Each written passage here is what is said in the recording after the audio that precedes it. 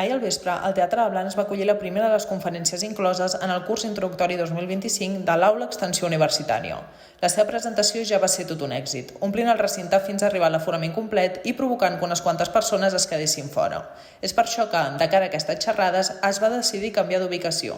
El blanenc i doctor en Fisiologia i Fisiopatologia, en Salvador Massip, va ser l'encarregat d'encetar el cicle, parlant sobre l'envelliment saludable, tractant-se del mateix tema del seu darrer llibre publicat conjuntament amb en Manel Esteller, El secret de la vida eterna, tot el que sabem per viure millor.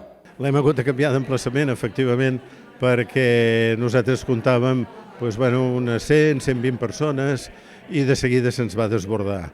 Fins i tot el dia de la presentació, al teatre, que n'hi caben 400 amb números rodons, i ja va quedar ple, hi va haver gent que va quedar fora, i avui ens feia por que passés el mateix. Per això hem establert uns mecanismes, diguéssim, de prioritat en els que ja havien fet la sol·licitud d'inscripció com a socis, per si a cas havia de quedar algú fora, almenys que no fossin aquests.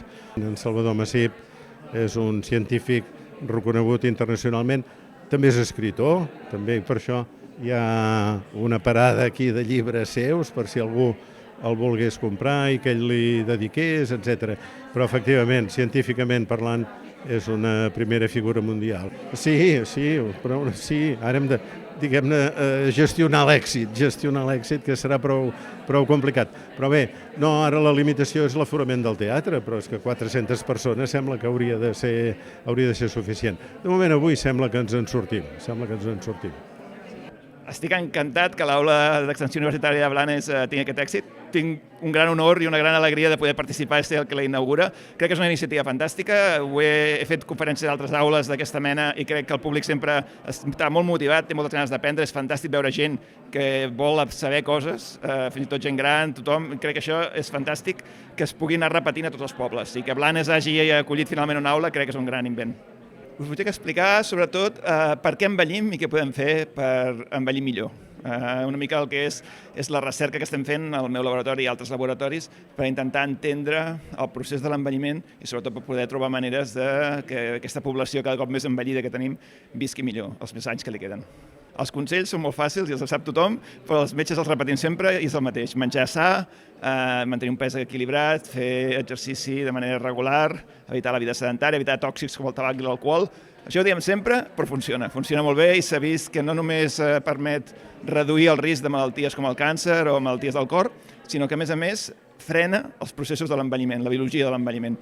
No sabem per què les dones viuen més que els homes. Hi ha factors segurament hormonals, que no coneixem del tot. Hi ha també una qüestió històrica que les dones al principi fumaven menys, tampoc no anaven a treballar, per tant la generació que ara té 80, 90, 100 anys són gent que no han estat exposada tant als tòxics com els homes. Això s'anirà reduint, aquesta diferència, però seguirà havent-hi diferències, no sabem per què i és una de les coses que estem investigant. Després d'aquesta primera píndola, el cicle del curs introductori d'Aula Blanes 2025 continuarà l'11 de març a 14:15. En aquesta pròxima ocasió, la doctora blanenca Marta Giral serà l'encarregada de la xerrada amb el títol «Segur que el nostre greix corporal és un problema?».